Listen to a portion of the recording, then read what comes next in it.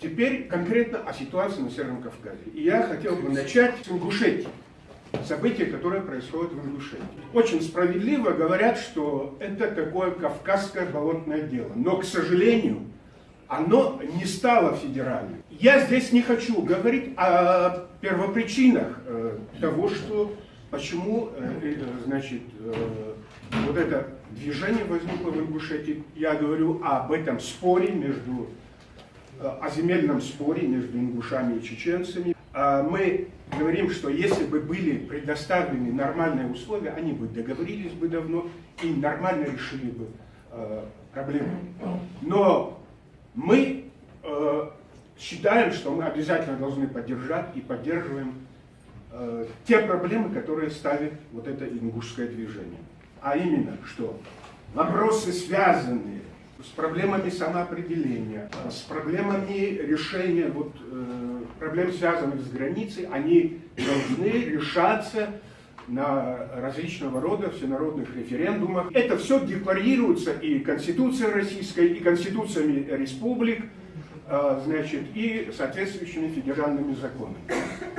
Мы внимательно наблюдали за всем, что там происходило в Ингушетии. Я сам неоднократно туда выезжал.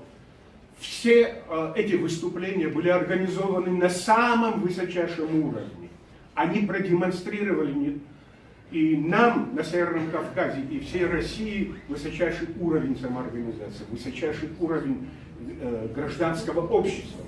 И то, что вот 18 октября говорят, что якобы люди, которые остались, не ушли с площади, которые не послушались старейшин, лидеров, они остались, они мирно остались на этой площади. Там не было никаких публичных выступлений, там ничего не было. И не было абсолютно никаких оснований применять вот этим людям какое-то насилие. Никаких оснований для этого не было. Более того, вот эти лидеры, которые сегодня находятся в большинстве своем в Начинском СИЗО, по всему Северному Кавказу, абсолютно нет никаких доказательств, никаких фактов, что они каким-то образом призывали к каким-то крайностям, каким-то незаконным действиям и так далее. Наоборот, все факты свидетельствуют о том, что они пытались удержать людей там. И поэтому есть такое мнение, что, и я с этим тоже согласен, что сегодня Кремль на Кавказе пытается возрождать именно колониальные формы правления.